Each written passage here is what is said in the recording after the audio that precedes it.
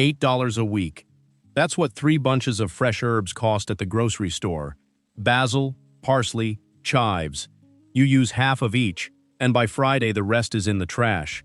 Over a year, that's $400 in herbs, most of it composted. Every one of those 3 plants grows in a pot the size of a coffee can. One sunny windowsill. $20 in setup, and they keep producing for the entire season. I ran this setup for the first time about 6 years ago, mostly out of stubbornness. I kept throwing out wilted parsley, and I got tired of it. The math changed faster than I expected, and the whole thing took less time to maintain than I had any right to hope for. What I'm going to show you today is which 3 herbs close that gap the fastest, why those 3 and not the dozen other options, and the one thing most people do at setup that guarantees the plants die before they ever pay off. The setup I'm going to walk you through costs about $20 and fits on a windowsill. By week 6, you're harvesting. By end of season, you've replaced $60 to $80 of fresh herbs you would have bought and mostly thrown away. 3 plants make that happen. Here's why these 3 specifically. The first is basil. A single plant in a good-sized container will outproduce what most households can use through the entire warm season. You cut the top, the plant branches, and it keeps going.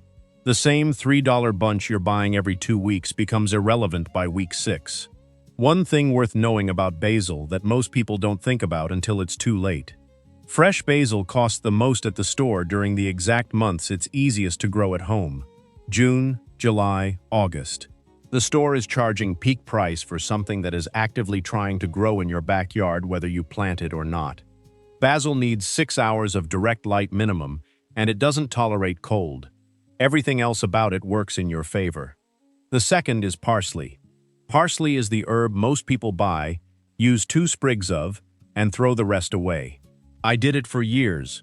Once it's established in a container, it's one of the most productive plants per square inch you can grow, and it outlasts basil by months. It handles partial shade, tolerates cooler temperatures, and keeps producing well into fall when basil is long done. If you're starting from seed, use flat leaf, the Italian variety.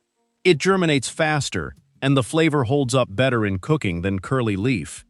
If you're buying a starter plant, either works fine. The third is chives, lowest maintenance of the 3, and the one with the longest runway. In most American climates, chives come back from the same root system year after year. You cut them down, they grow back. Cut again, grow back again. The plant resets itself. Chives also work in less sun than basil or parsley. 4 hours of direct light and they'll still produce. And here's the daily usefulness that doesn't show up in most herb discussions.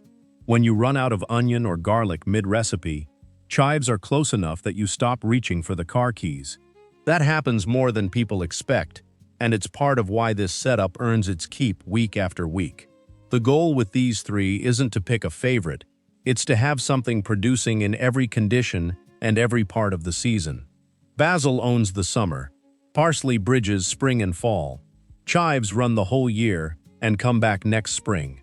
Together, they cover more of your daily cooking than any single plant would, from a container that fits on a porch step.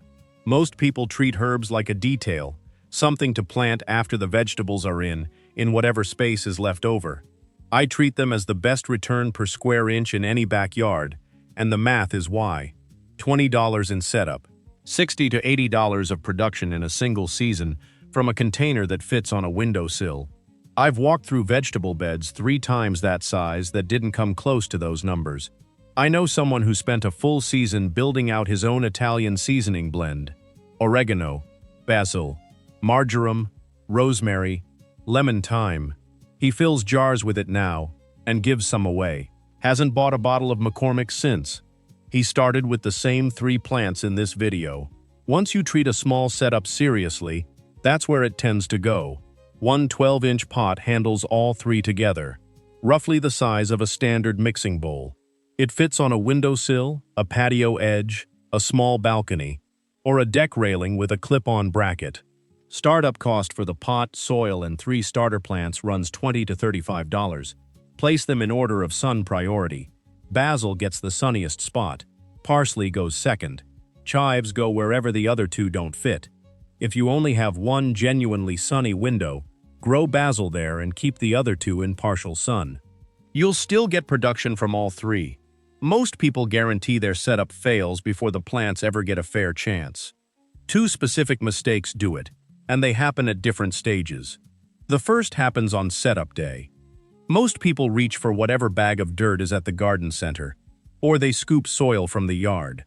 Garden soil compacts in a container. It gets dense, stops draining, and the roots suffocate. The plant looks healthy for a few weeks because it's running on what was already in the root ball when you bought it. Then it stalls, and you can't figure out why. Use a quality potting mix. Potting mix stays loose in a container, holds moisture without waterlogging, and gives roots room to move. That swap is the difference between a setup that works and one that doesn't. The second mistake happens about 3 weeks in, right when things look fine. Most people harvest from the top of the plant, taking the newest growth first. For basil, this is exactly backwards. When you cut the top growing tip, you remove the signal the plant uses to keep branching. Do it a few times and the plant stops spreading, goes straight up, flowers, and shuts down production. Cut stems just above a leaf node instead, leaving 2 sets of leaves below the cut. The plant branches at that point and doubles its output over time. I did it wrong for longer than I'd like to admit. A neighbor finally showed me what I was actually looking at, and it changed how the whole setup produced. What herb do you have going right now, or what have you tried that didn't work out? Drop it below. If you want to see how a setup like this fits into a larger backyard food system, the channel site has a full guide that maps it out season by season. That's where this kind of math gets applied, at a scale that actually dents the grocery bill. Link is in the description. If this is the kind of content you're looking for, subscribing is the easiest way to stay in the loop. Honestly, I'd get the potting mix and the 3 plants this week. The season doesn't wait, and a plant in the ground now is producing while you're still deciding.